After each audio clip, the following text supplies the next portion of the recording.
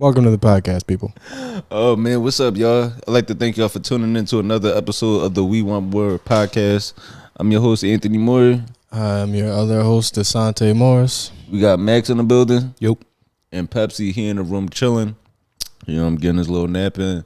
What's this, episode 17? Mm-hmm. Episode 17, man. What's up? How you feeling?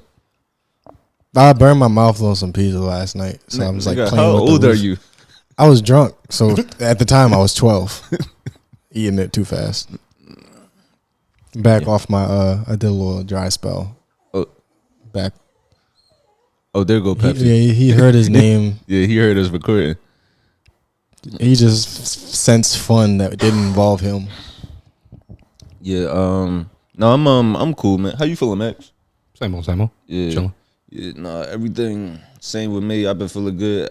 I had a great week of shows, man. I had a great week of shows. It all really started when we left last week. That show, Last week. When we last recorded, what was this? I guess last Sunday I had 3 shows.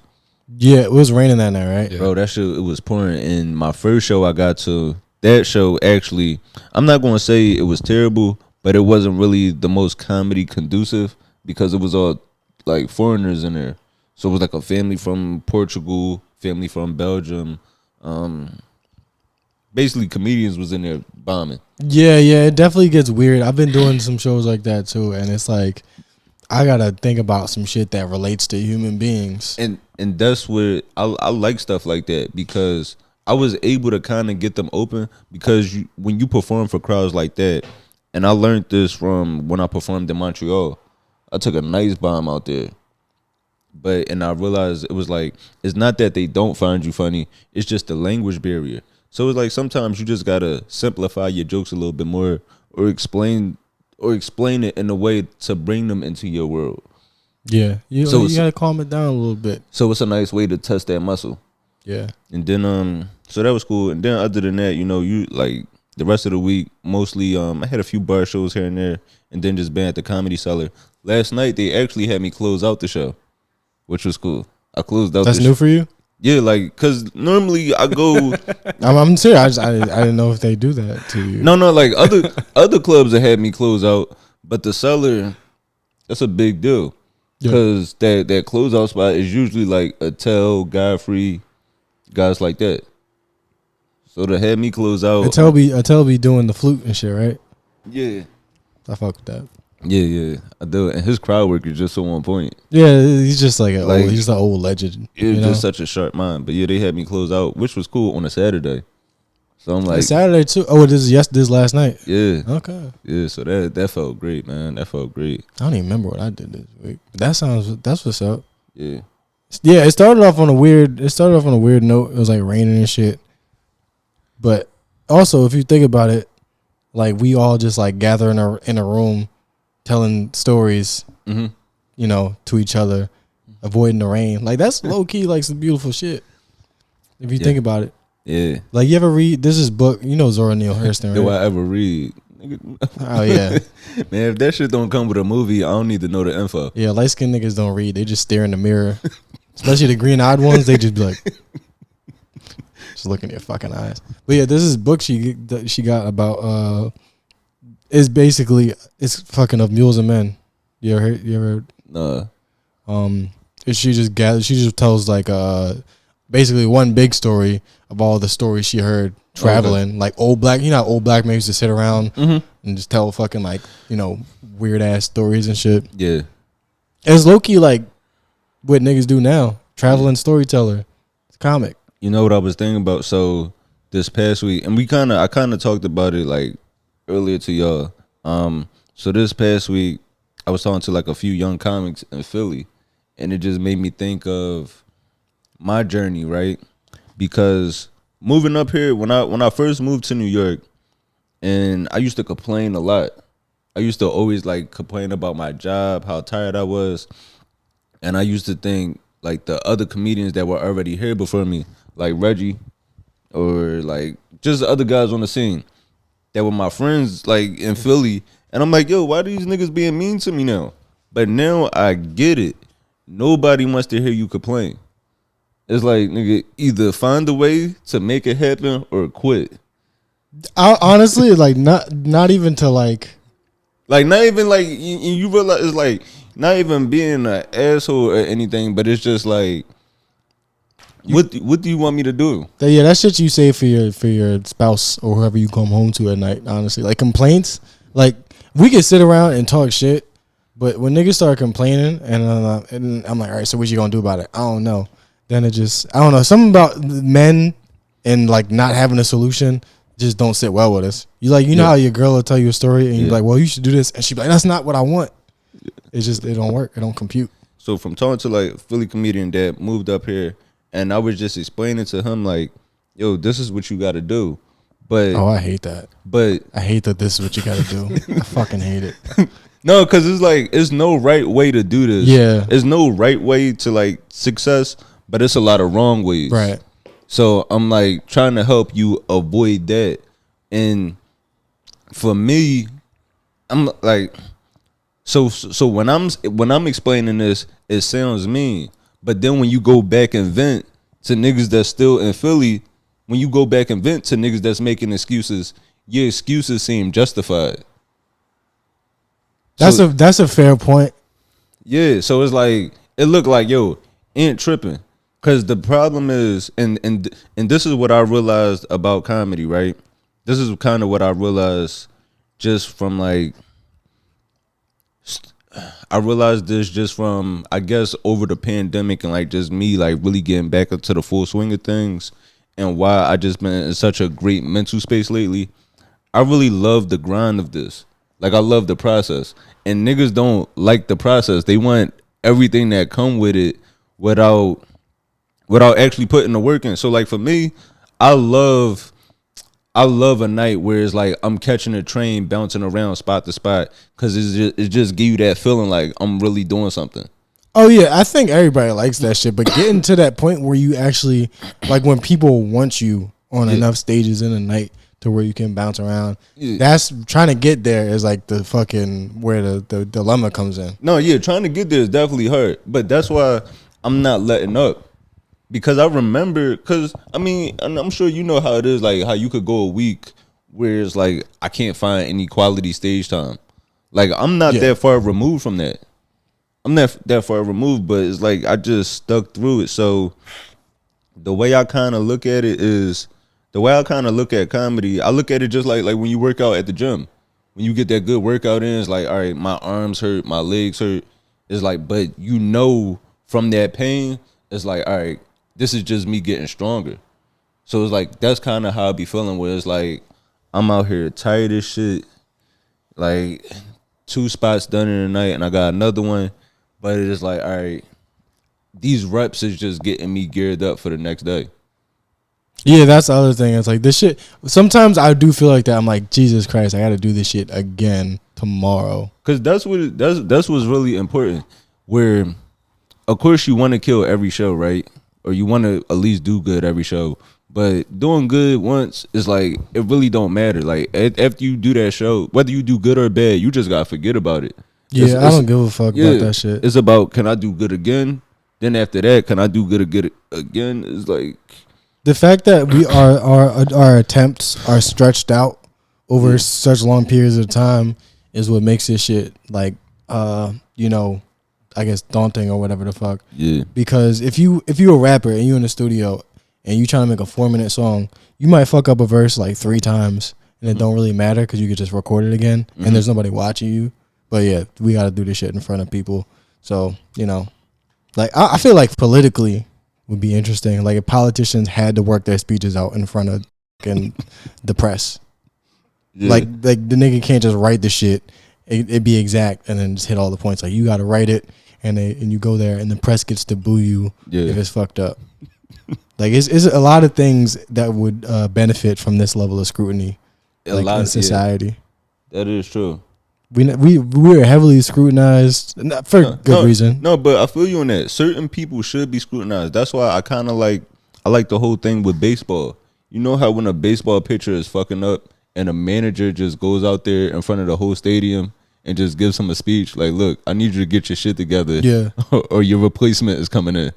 Like, imagine that. Imagine if you was on stage.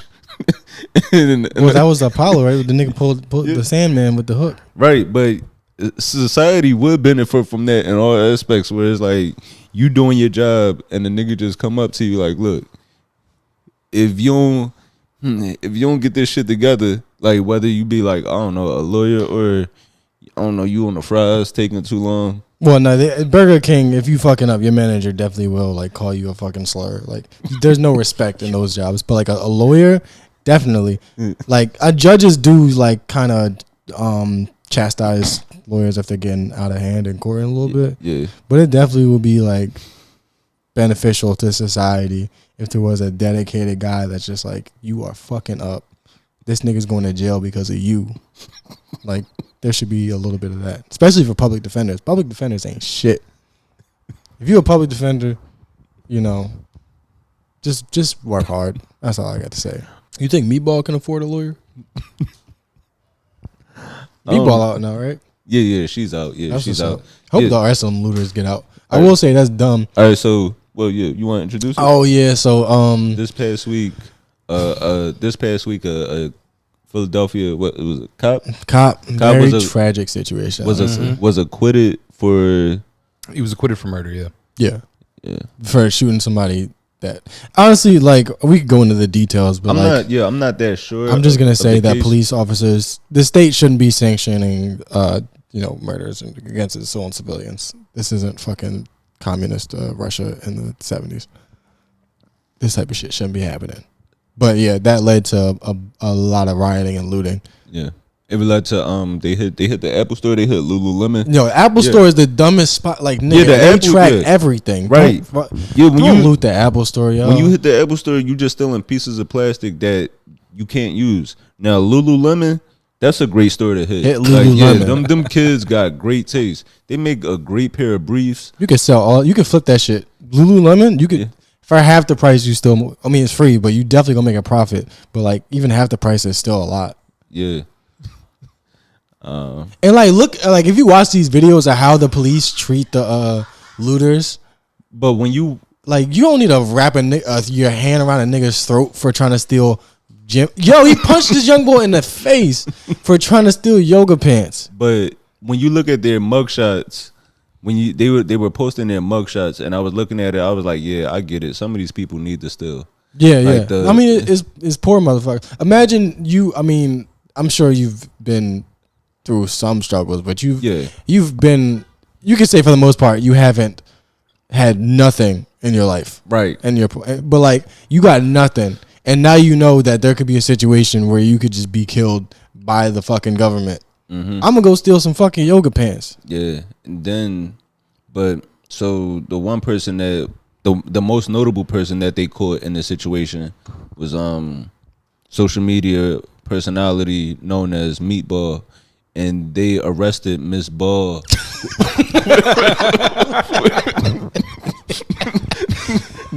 Yeah, she arrested Miss Ball.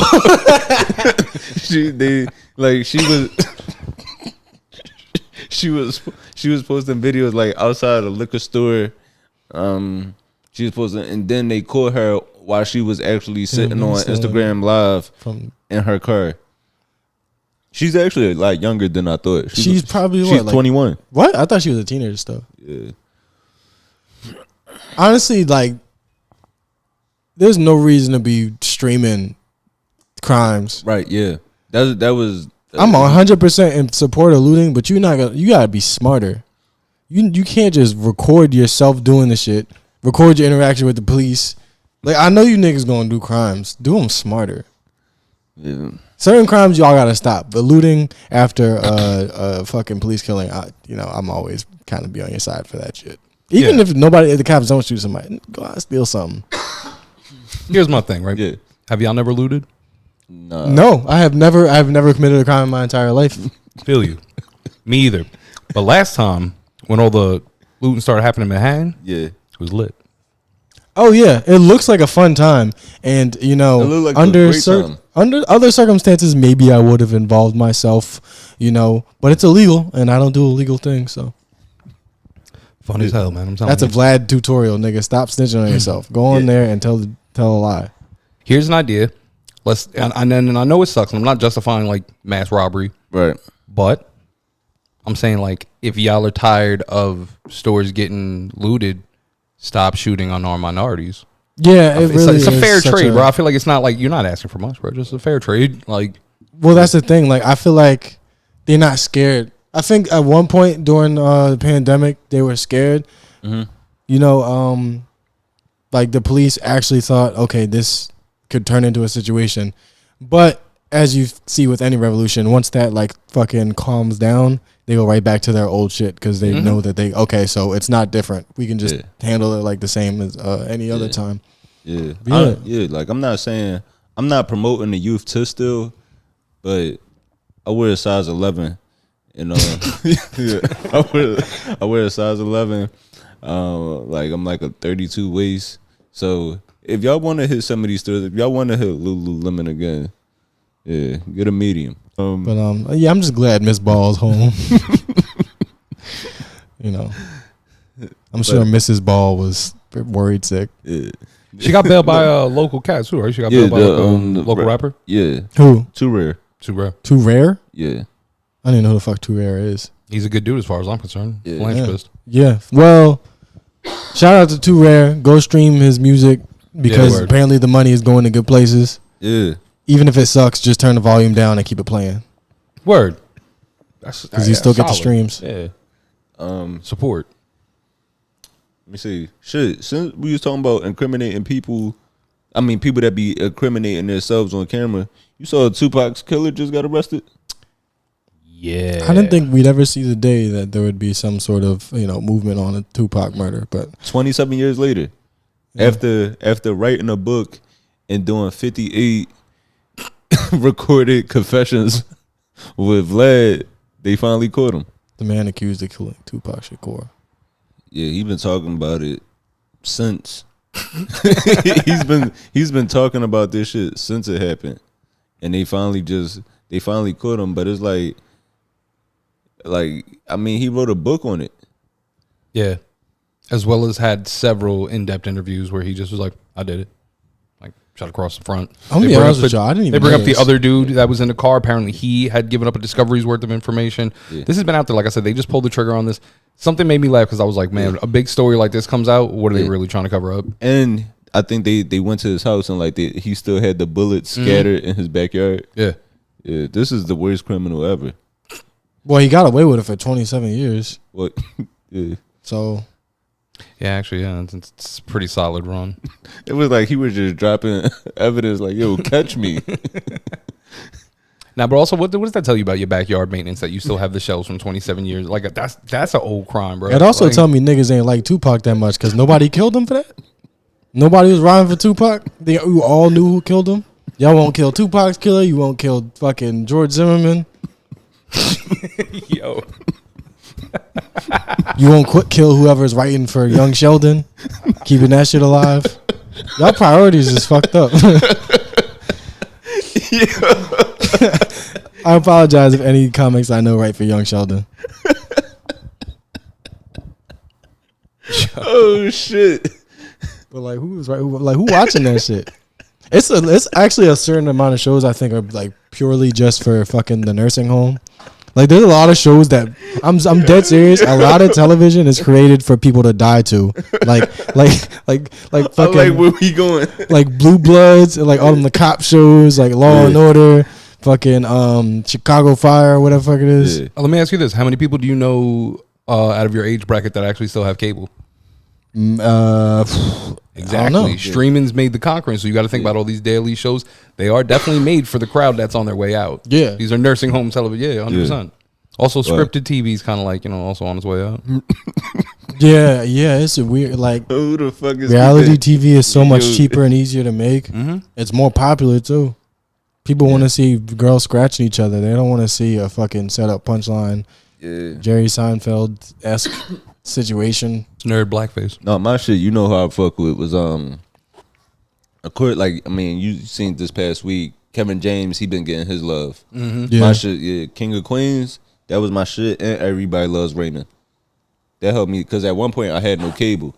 So like after Judge Mathis went off, it was King of Queens and Everybody Loves Raymond. Yo, them lineups after fucking like after that very after school shit, like the court shows. Yeah. After that shit came off and the sitcoms came on, that was a beautiful time. Yeah. When you just only had channel 17 and no cable. Yeah, you don't even need cable. They was just churning out, bro. Family Feud. Bro, they was churning out Fire, and then that shit turned right into SmackDown. Yo, that was really a good time on television. Yeah, we gotta find a way to bring UPN back. Well, actually, the story of the story of UPN and how they like basically gave like black people their own channel. Mm-hmm. The black people built it up and then they took it and then started putting on fucking like country love story drama shows. Yeah, because it was like black people built it up and then all of a sudden it's like I don't want to watch this. What is it, Jane the Virgin? Mm-hmm. Yeah, it wasn't like Living Single and like all the big good shit. Like the Wayans Brothers or something. Like all the like good sitcoms was on UPN, and then they turned it to the CW and like put fucking like Smallville and shit. Smallville was actually tough, but like there was a lot of white shit that replaced it. Yeah, that's why black people just can't build anything. Like we can't do shit without it get taken, bro. We can't do fucking nothing. I know, like black people as a people, it's fucked up. But like if we gonna have something, we gotta keep it terrible so that way white people don't take it from us. If that makes sense. I mean, if you think that's what's gonna stop us, like I feel like go for it. You know what I'm saying? I don't know. There's white spies and everything. We can't keep secrets. I always had a theory that like on Mondays at 8 when Love and Hip Hop come on, that's when white people have their secret meetings. But we not paying attention. Yeah. like while we at home, while you at home trying to figure out like was it when Jim Jones is gonna have it like finally get married. This is white people planning shit behind our backs. That's definitely happened to an extent that you actually right about that. You know what's also crazy too that I just realized? It ain't start raining. It ain't start raining since Papoose got his heart broke. Yo, like true shit. Like it's God's crying for him. Yeah. It's been raining every night in New York since Remy Ma did that shit. She gonna pay. Yo, literally there was a flood because of that shit. God sent a flood for infidelity. God flooded New York. You can't attack New York royalty like that, bro. We don't have much to look forward to. That is crazy. If there's one thing that God don't like, it's women making mistakes. God, like we could do whatever the fuck we want, but as soon as a woman look back, she turned into salt. Like God don't like ugly. God don't, you know. And Remy Ma, she made New York pay. She Remy cheated on Papoose and God sent the flood to the 5 boroughs. Yo, facts. We are paying for these sins, bro. My whole car went underneath water. I was so sick on Friday, bro. It was such a bad day. I didn't even want to talk about it. It was such a bad day. And you know what really kills me is the first clip I saw was Papoose walking into some event. And he's doing the head nod. Yeah. And they were just like, yo, that's the eyes of a sad man. Yeah. They slowed it down, bro. That shit really hit me in my feelings. And then the flood came. Yeah, it was like Pap, he made a mistake by not going to that event with glasses on. Yeah. Like he should have had some real dark shades. But yeah, I saw it. I saw it was cars underwater. It was cars underwater in the Bronx. Mm-hmm. Brooklyn was looking crazy. Yeah, I was none in of the Queens. trains That were shit was running. bad. I couldn't even go anywhere. They shut down. I think they shut down the 5 train and like the 4 was suspended for a little bit. They shut down the G. Mm-hmm. And they shut down the fucking G, W to R to N. Look at these. Look, like this shit is. You couldn't even go outside. I was outside. You couldn't like. This is what happened. This is what happens when black love is disrupted. Yeah, you're not wrong. It was not a dry pair of Timbs in the entire 5 boroughs. That was it. Everyone was sick. Damn. It was wild, though. I was driving in it, and I got the video. There's, like, water coming in from the sides. And, like, you feel bad because then it starts to get to that moment where it comes like a scary movie. Right. There's people driving. You see somebody's car just kind of, like, dip off into a puddle, and you're like, oh, no, fuck, I got to avoid it. Yeah, dude, that sucked. Although, leave it to white people. White people are hilarious. Like, I was seeing people dead ass in, like, little, like, makeshift river boats and shit like that. And I was like, yo, where'd you get that from? Yeah. This is Astoria Boulevard. Like, we're not supposed to be in flood water also. At all. That shit is like It's toxic. It's literally like toxic waste. Yeah, bro. I mean, like, you also probably shouldn't own a canoe when you're living 5 deep in a 1-bedroom, but these people were prepared, bro. I couldn't even say shit to them. They was making progress. Yeah. But yeah, man. They should build a big ass ark for if this happens again. And also, you know what I've been saying? A big ass Yankee fitted shaped ark. Put 2 rats, 2 cockroaches, 2 possums, 2 bitches from the Bronx, 2 Lucy's and 2 chopped cheeses, and we shall survive. 2 Yonkers niggas. Just 2 of the worst. Right. Just save all the most interesting thing we got. Put Right. 2. Just two hungry kids from Brownsville. Nah, so there definitely should be an Ark survival list for New York, like things that you need to get on the Ark in case the next flood comes and it's the big one. We really should only save the important stuff. Like definitely like we need like women from the Bronx. If there's an arc, you got to go on that. We can't lose that. Like society needs that for sure. And then like to see if the water is subsiding, like because like like Noah, he sent out a dove. We just send out like a white woman to see like if she could see a coffee shop. Like if she Starbucks, it's coming up. I don't think there should be white women on the ark. I think we should just let them swim back to Wisconsin. guy just washing away gentrification. Honestly, Oh, that would actually be some real. If like all of gentrified Brooklyn actually just got wiped out in one wave and everyone had to go back to their place and rent subsidized and people were able to live in their neighborhood. Wow, what a magical thing a flood could do. that would work. That'd be cool. I don't know if it would. It would definitely work easier in Philly because all the new like gentrification, like gentrified areas, like all those new fucking apartment buildings, they're made out of like fucking cardboard. Yeah. And like the pipes are like the cheapest metal. Like all the plumbing's fucked up. If there's a flood in Philly, them bitches is just falling apart, crumbling. That would help. I think the gentrification in Philly is a problem too. It is. It's a big ass problem. Because there's a lot of money coming into the city, but it seems like none of the residents are seeing it. Yeah. Like there's a fucking huge influx of economy that just like niggas not seeing. Then what was I gonna say? I don't know. We was getting a little deep right there. I know one what I wanted to talk about. So this past week, college football once again. It's been a lot. It's like the media that's following this Colorado football team heavy, and I feel like Dion might be putting a little bit too much pressure on the kids. Like one, he's gonna run out of rappers to motivate these niggas with eventually. This past week, he had the baby come speak to them. Did you see that? You saw that, man? Mm-hmm. Yeah, he had the baby come speak to them. And I don't know how I really feel about that. They were probably like, "Do you want your career to end up like this? Keep working hard, because you can fall off." Like if you could see the height that he reached and just plummeted, that can happen to you if you don't work hard. But the speech was like, yeah, like this guy right here, he's faced a lot of adversity. He's been put himself through a lot of adversity. Right? It's his fault. Yeah, it's like, come on, bro. Being homophobic at a fucking concert that's not even yours. It's a festival. Be homophobic at your own concert. Like a normal artist. Yeah. Everybody, put your phone up and watch me just say the worst thing you ever heard. But yeah, he did that, and then also it's like, is he the best influence on the kids? Yeah.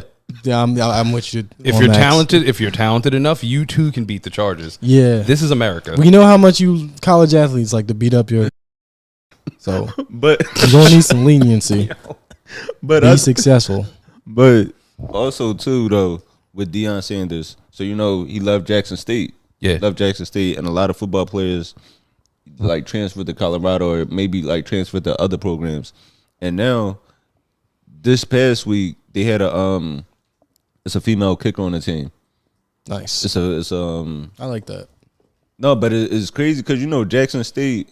Wait, what's her name? Jackson State. Their kicker, Helly Van Voorhis. Yeah. I'm sure I'm fucking that up, but it's just like so many players have left this HBCU since Deion Sanders went to Colorado that now they got white women on the team.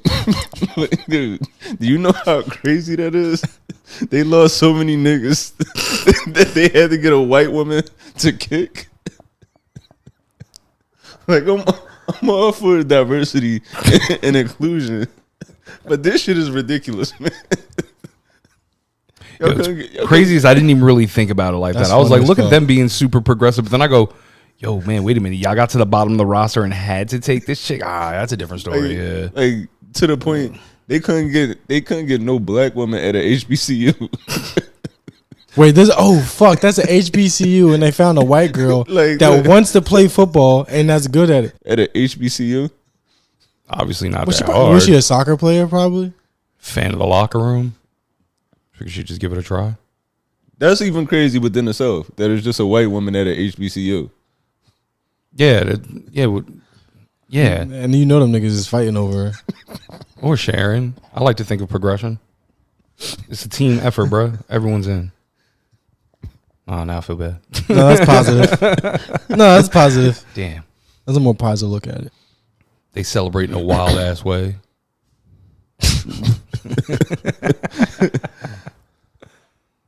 Nah, man, you think that he's a distraction to all this, man? That's what people Deion are saying. Sanders? Do I Yeah, think man. Deion's a distraction? Yeah. I think that's a lot of pressure to put on the kids that like each week.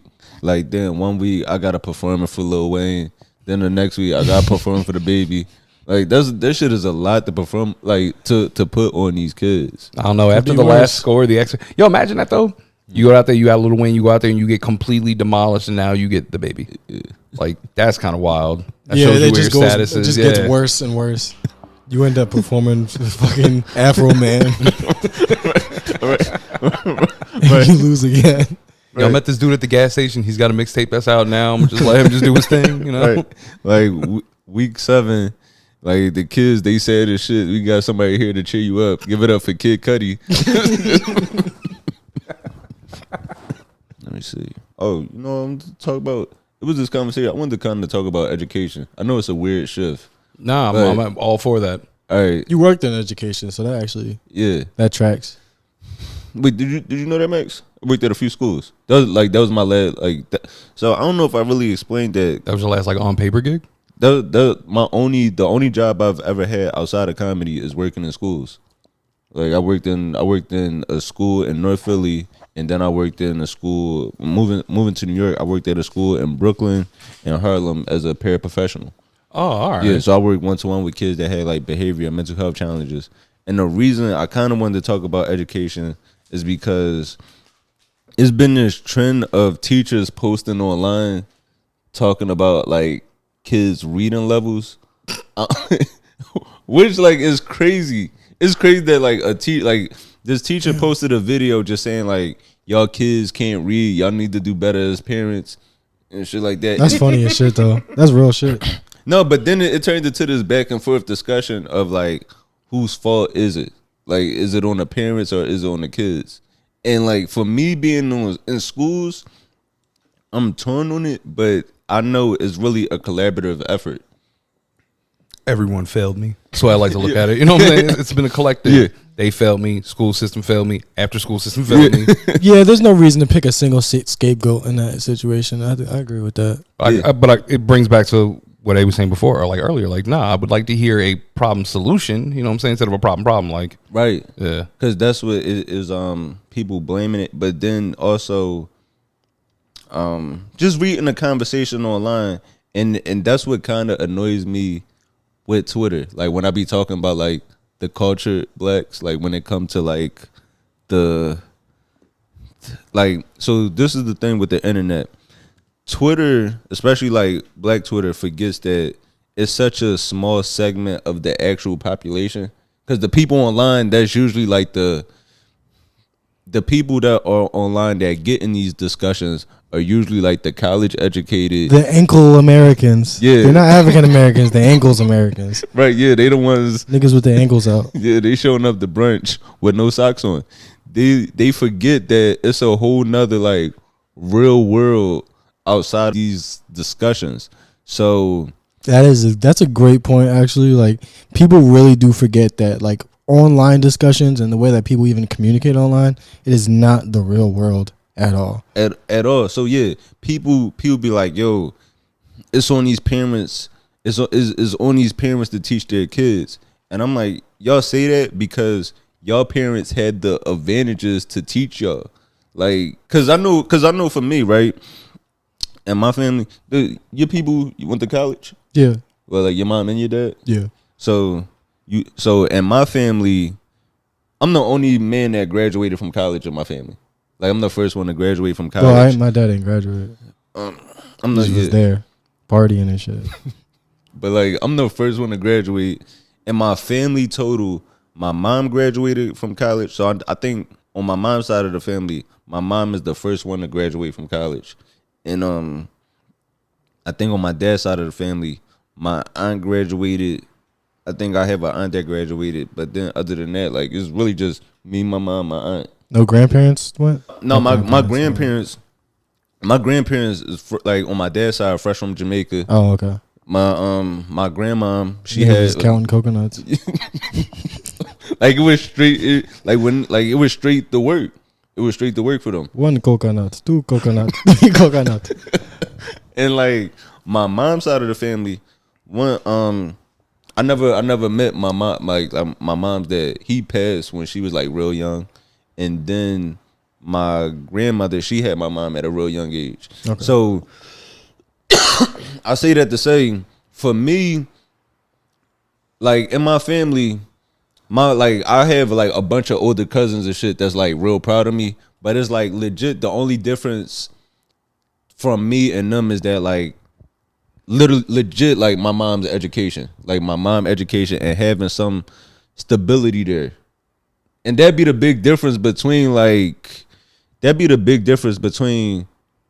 like whether you get in trouble or whether you stay like on like a certain path. Like it just be that little bit of stability. Like the examples and shit. Yeah. So from me working in schools, right, when people start blaming the parents, I'm like, yo, I get what you saying, but I've seen some situations where it's like, it's not the parents at all. Like all right, so the last kid I worked with, right, I worked with this kid at the school in Harlem, and when I got to the school felt like he needed extra emotional support. And this kid, when I got there, he was in 3rd grade. His mom was in hospice care. His mom was in hospice. I had cancer. Then like she eventually passed. And y'all know how it is, like being in New York, like cost of living, stuff like that. So now his dad got to work all these hours. It's like as a kid, if I'm 9 dealing with this shit, I don't care about learning. Yeah, that's the last thing I care about, especially around this time where it's like, you want me to learn? You like as a 9-year-old going through this shit, you think I care about school when I got Fortnite and Tekashi?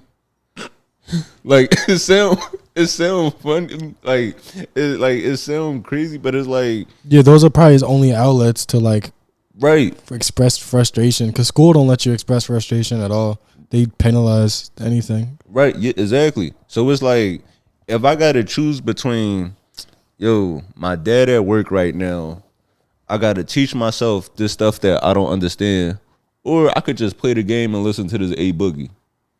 Yeah. Like, I'm gonna listen to that. So that's all, like, yeah, with the education conversation, man.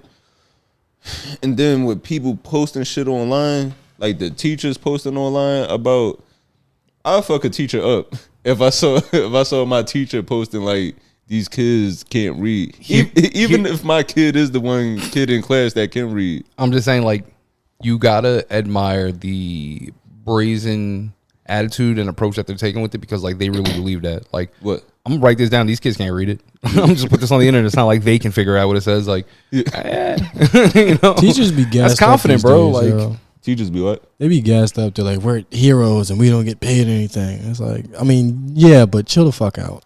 Yeah. So you're not the first. It's like they be acting like cops and shit. Like, you know how cops be thinking like we're the one line between order and chaos. It's like you serve a purpose, but yeah, relax. Yeah, take it easy. I personally think that the education system, as far as it is now, is outdated. I think that it's very outdated. I think that the by approach, thousands of years. I think the approach is completely outdated. I think that we learned during the pandemic that schooling, as far as it really does point out the importance of the socializing aspect behind it. because I know that there was a lot of people damaged from having to be home for that long. And same thing with school. And I think it's a complete dissociation from it. But the model is like, bro, there's no more factory jobs. Nowadays, we need to move forward with more innovation, more development. And like, bro, no one wants to sit through like a pre-algebra class. There's a new fucking iPhone every year. We gotta get these kids back in the coal mines. Yeah, bro. Like, come on, man. Let's stop acting like I was raised that way. You know what I'm saying? Like, I'm a blue collar. Like, yo, get out there and do it, bro. We don't know sit. No, my parents never supported like. Point. Yeah, no, what I'm doing now, my parents didn't support this when I was a kid. They was just like, nah, bro. You want to do what? You want to record things? You want to be get the fucking but do a good job, bro. School definitely is outdated in the sense of you go to school, you get 7 subjects and lunch, right? Now I could be great at 5 or 6 of these subjects, and I'm terrible at one. And because I'm terrible at this one subject, now I got to get left back. Yeah, that shit's so fucking like, it's really stupid. crazy when you think about it like that. I'm proficient at reading. I'm amazing. I'm amazing at math, but because I'm terrible at chemistry, that was the first thing that came to my mind because I'm terrible at chemistry. Now my whole summer gotta be fucked up.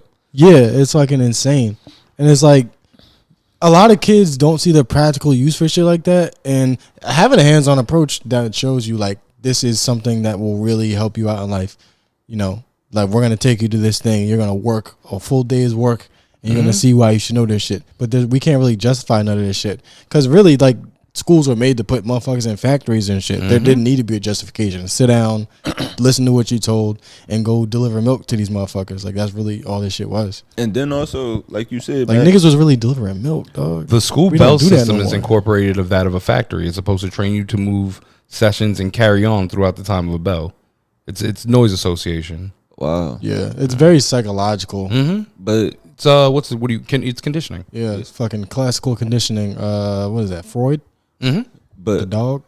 Yes. But like you said, you made a good point too, like mentioning the pandemic. So like when these teachers are saying these kids can't read, it's like you forget they had their school year just shut down in the middle of nowhere.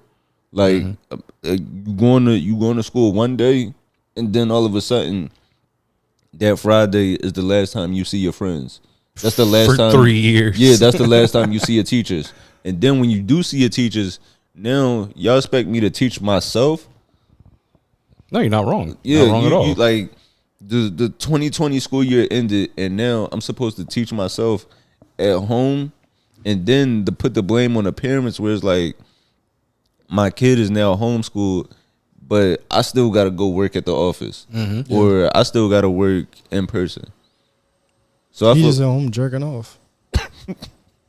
Yo, I had a preteen during the pandemic. I'm like, yeah, bro, it was wild. Like, I thank God for his mother, bro. Let's put it like that. Like, then she held down everything, and my wife comes from a very like intelligent lineage. Her mother master's degree, like my wife college degree, and then there's like my side. So like, you know, I kept the lights on, but she kept it going. But it was really a struggle. You see the mental dynamic that shifts within a lot of these kids post them having to go back to school. Like, even now, I watch the way that they walk in, little head daps, and I'm pretty sure they're all standing around having a conversation via text. Like, just standing in a circle, but just not actually talking. Like, it's weird.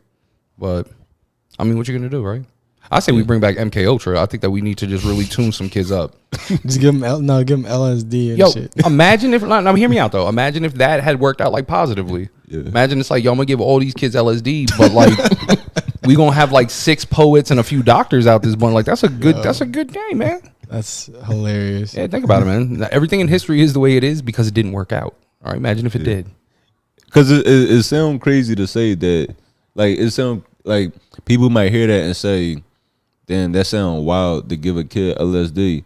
But I've been in situations where I see these kids, schools, like school systems, they aren't really looking for solutions for the kids. They're looking for solutions for the teachers, for the adults. Yes. So I work with this one kid that he would be diagnosed with having like oppositional defiance or ADHD.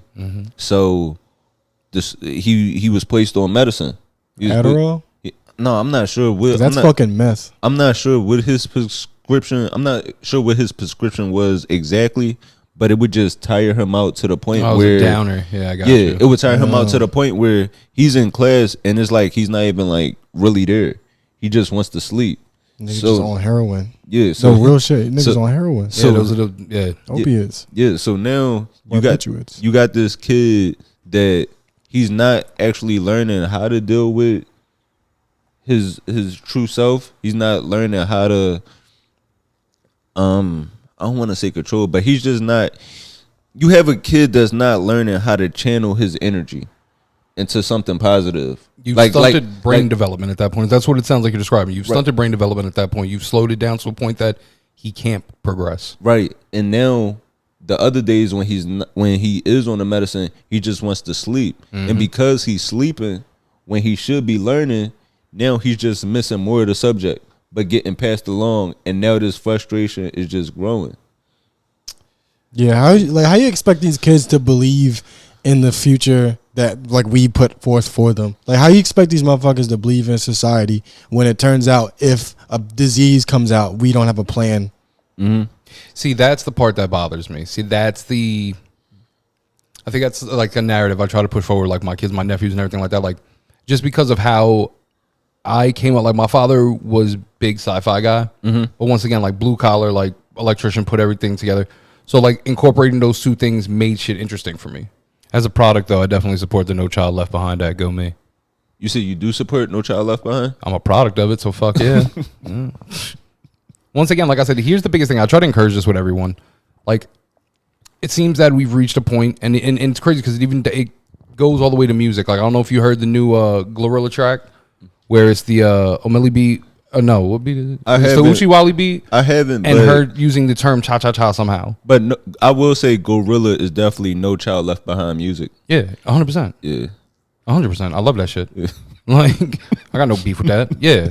But what I'm saying is there's no creative points left. That's why I said innovation is something that seems to be dumbed down. And I really think that's because of the education system. You want to kind of will out what you're limited to do. Imagine if we just like sat down with kids and was like, yo, what are you interested in? Okay, you know what? If you're really for it, let's pursue something in that direction. And think about the innovation that can really be grown instead of teaching people the same metrics over and over that no one really gives a shit about.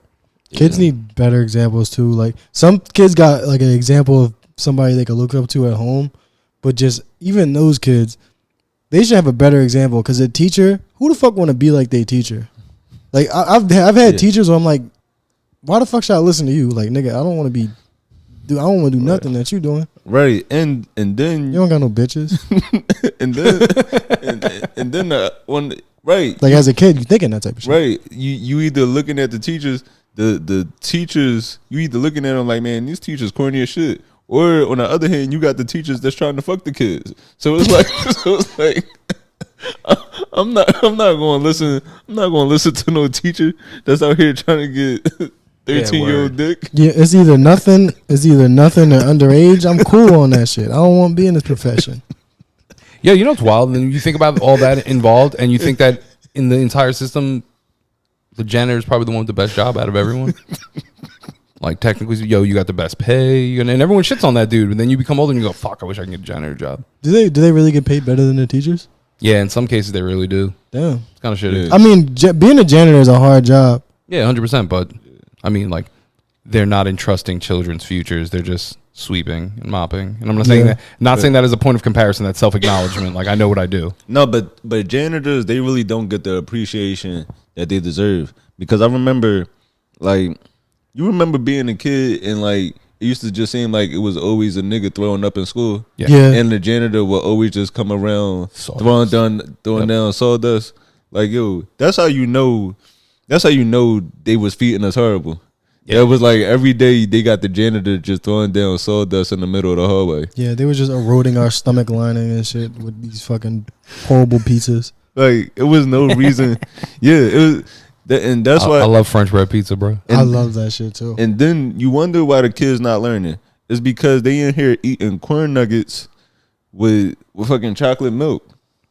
Unless they're willing to give like an absurd amount of money to schools, like governments are like, fuck it, we gonna give them the same amount of war money that we give to war that we give to schools. Unless they willing to do that shit, I don't really see no problem getting resolved.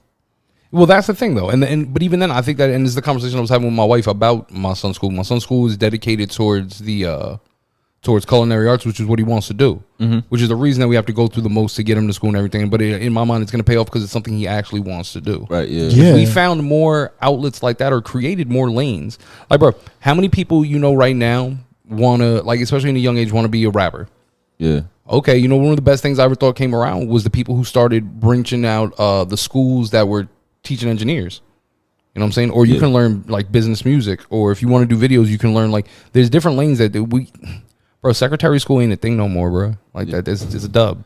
Like, nah, we definitely need like, cause it's like if you telling a kid, yo, I'm gonna suspend you from school, and they go to like a regular school, they're like, I don't give a fuck. I don't want to know nothing about this shit. I don't want to be a fucking whatever the fuck the options appear to be here. But if you going to school for a specific thing, like this is what I want to do, and they threaten you with like, if you keep fucking up, you're not gonna be a chef.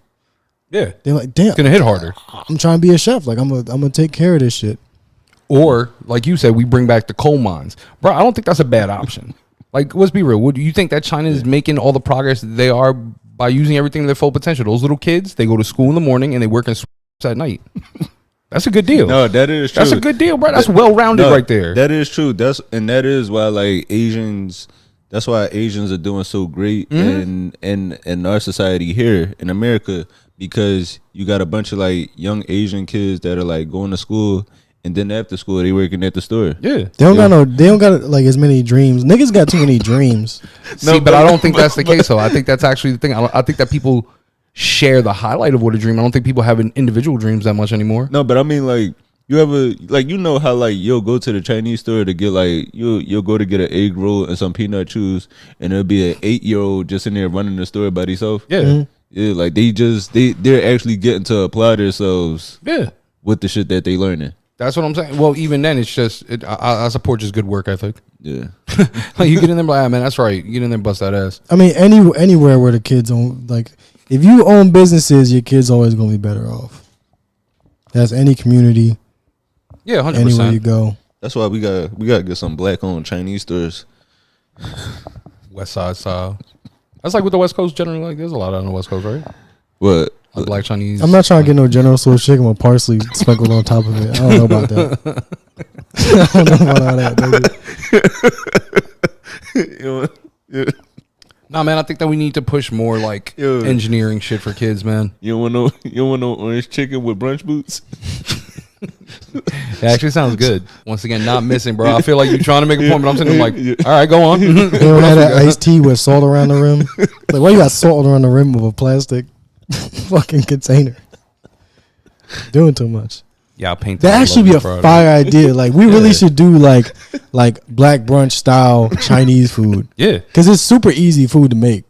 All you gotta do is cornstarch, fry shit, rice, order and just upcharge it. Grass wall, light neon lights. That's it.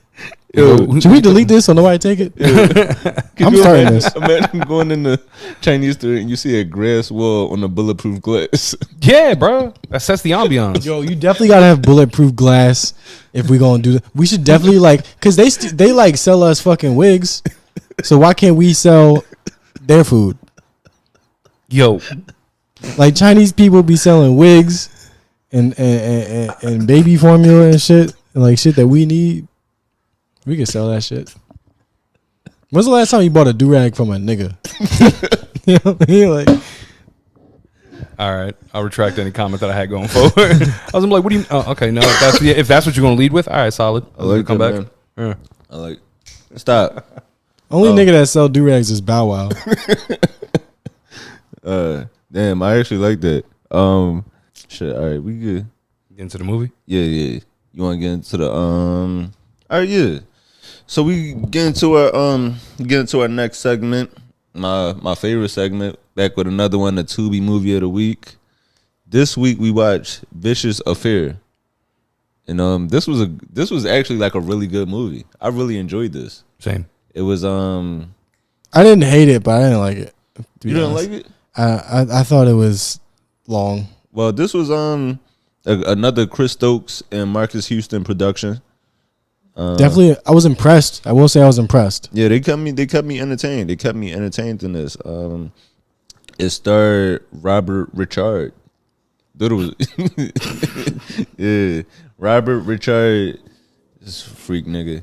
This nigga, he was ahead of his time, having apostrophe in his name.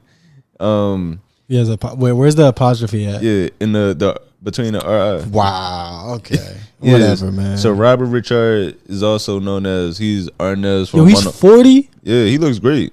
He played Arnez Damn. on 1-on-1. He was in I'm still thinking he's like 30. Cousin Skeeter, 20. yeah, Cousin Skeeter, Coach Skeeter was the Carter. move. He's old as fuck. My people that watch Disney originals, he was in Alley Cat Strike. He posted the picture when Kobe Bryant died of him crying. That caption, no. And it's still yeah. And also like he has one of my favorite origin stories on how he got into acting. Because he tells the story. So basically, do I have the clip? While you look for that clip, let me tell you, you know what the other thing that he doesn't get associated with enough? What? Being part of the reason Megan Good became Megan Good. How is that? She was part of Cousin Skeeter. Yeah, Oh, I didn't. yeah. She I was didn't see braces. that. Yeah, she was braces and little pop face cutie thing, and then she became Megan Good. Then I owe him a lot. Then Yeah. So I said, man, I love Cousin Skeeter. And I have But that's one of the craziest like origin stories into acting ever. Yo, God Like, does shit. Because a lot of actors, just go the traditional route, acting school, watching TV shows or movies. I wanted to be this. This nigga got into acting because he was a Crip.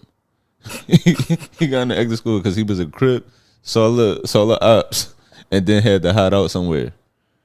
And now Disney don't even know that they got this crazy nigga.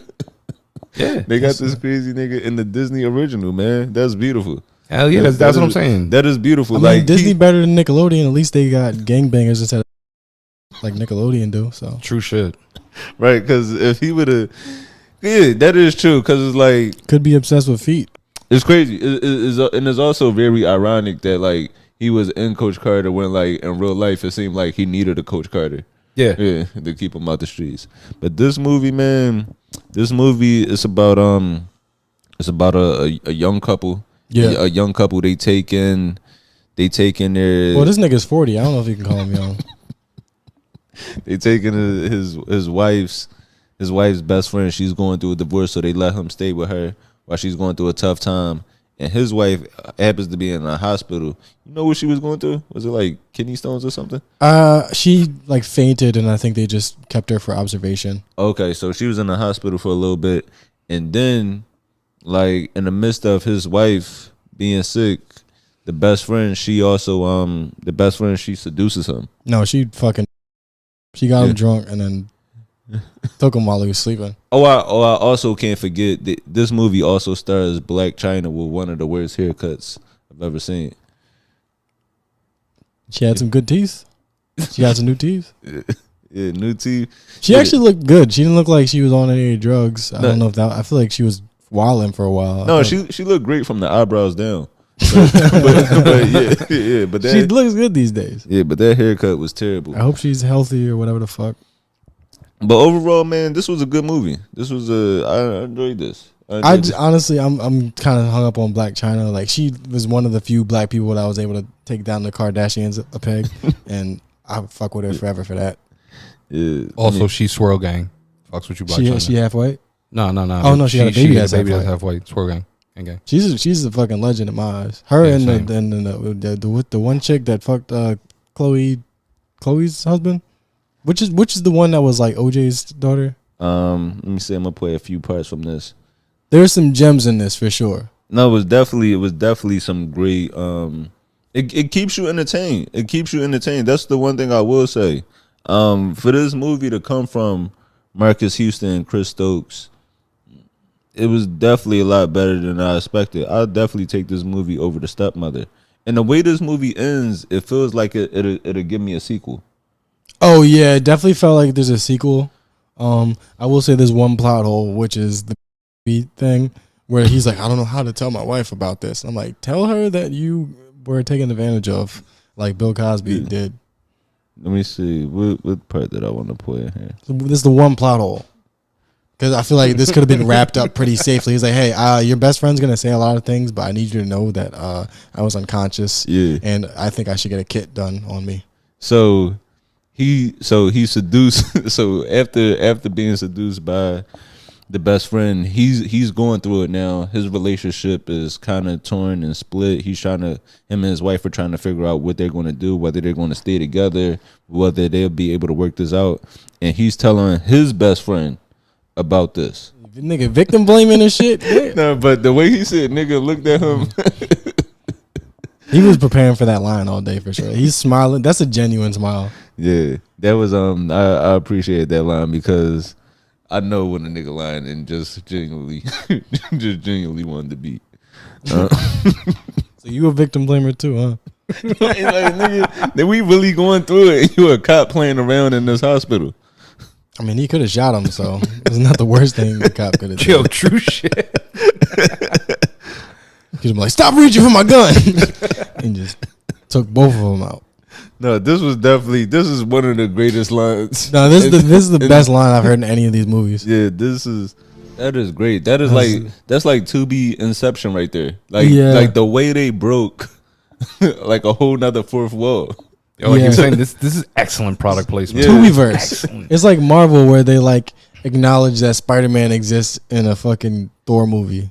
That's the way I look at the segment now, is that we exist within the Tubiverse. Yeah. We're the spectators of it, which is dope because we definitely haven't stuck to one genre and we've been spreading it out. And my biggest thing that I appreciated about this is it solidifies the new type of the new femme fatale kind of character that's coming out now. You get the crazy woman who's gonna get whatever she wants. By I love that because then they switch it around on Tubi. Sometimes Erica Mena will be the menace. Sometimes she'll be the victim. Yeah. It's the same thing in here. This is why I think there is going to be a part 2, and I'm excited for it. Yeah, this is definitely a good movie, man. So if you find some time, man, check out Vicious Affair.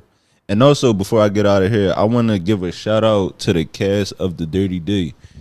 I don't know if you noticed, but The Dirty D is actually now available on Peacock. Let's go. So they're moving up, man. They're definitely moving up. I was upset about Crystal the Doll winning the best Detroit actress over Makiva, but yeah, but I mean the elevate like that, to elevate from Tubi to now you on the same platform as shows such as Bel Air. So they're definitely making great strides. I hope it doesn't affect the content because from them going from Tubi to the Peacock, the sex scenes might be fake now. They might not get them actual strokes in, or they might have to use prop guns. I was about to say the same thing about to be like, oh man, imagine that you got to tell everybody, nah, bro, everybody put your guns back in the car. We don't need to do that anymore. Like, that's cool. Yeah, so that's a good point. They may have to tone it down a little bit. That's like the biggest fear though. Like, God, supportive of them making it because I'm hoping that came with a fat signing. Yeah, but yeah, bro, we might lose a little bit of the integrity behind that one just because. Well, I don't know. It's a paywall though, right? Like Peacock isn't. Yeah. They're not on like channel 2. They're on the actual app. So paywall might protect you. Yeah. I mean, I've seen some pretty vulgar stuff on streaming, so I think they'll probably be able to do it. Yeah. So if you come in, hopefully they don't get too popular, and then a white version of the Dirty D comes out. Like they steal the Dirty D, and they set it in like Portland. The Midwestern. Oh, that's not bad, that'd be man. crazy if they gentrify the Dirty D and that was the Trashy P. The Trashy P. When it takes place in Portland, that's not fucking bad. See, man, this is what happens, right? You can't be mad at people for vulturing black culture. Like, look how good that is. Right? That's gonna make some Midwest mom, the middle of Arkansas, feel really, really good about watching. She thinks she understands things. It's kind of not a bad idea if you're a coked up white executive. Yeah. You ever see someone, you ever play Madden? Yeah. You know when someone just runs the same play every time because they know it's going to work? Yeah. Right. Bro, why change things? Right. Yeah, like the sweep kick in like Mortal Kombat. Yeah, you know it's going to happen. Yeah. So You like can't beat that. It's just the integrity is gone. Oh, yeah, but, keep pumping them ideas. Keep dreaming, dreamers. Yeah. Keep taking... honestly, it's a compliment if white people take your shit. I mean, all right. If you can come up with more shit, it's not a big deal. Man, definitely. If you get the chance, man, I highly recommend this movie. I didn't fall asleep one time. How many stars would you give this out of 5? Out of 5, I give it a for Tubi. For Tubi, I give it a 3.5. 3.5. 3.5 Tubi movie. Okay. Yeah, I give it a 3.5, almost a 4. Yeah, this was this was good. This was definitely good. The action, they tried to throw some fight scenes in there for us. Yeah. Yeah. So they did their thing. And Robert Richard, I gotta get used to saying that. Yeah, because it just feels like maybe he's French. Maybe he's like comes from like French and it's like Richard, you know. But Or like he just had a ghetto mom that was trying to be fancy. that's what I think it is. Yeah. I'm pretty sure they were just making shit up. Like I'd respect that more than actually being like Drew French. Holiday Yeah. with a J. Yeah. Drew was supposed to be short for Andrew anyway. I hate when niggas do that. Like, and somebody's name will be fucking like Will with one L. And it's not even short for William. Yeah, but if you get the chance, man, check out Vicious Affair and also support the Dirty D on Peacock, man. You got anything you want to plug before we get out of here?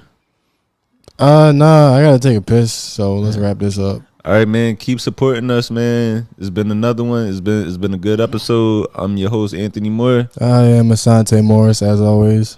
Max.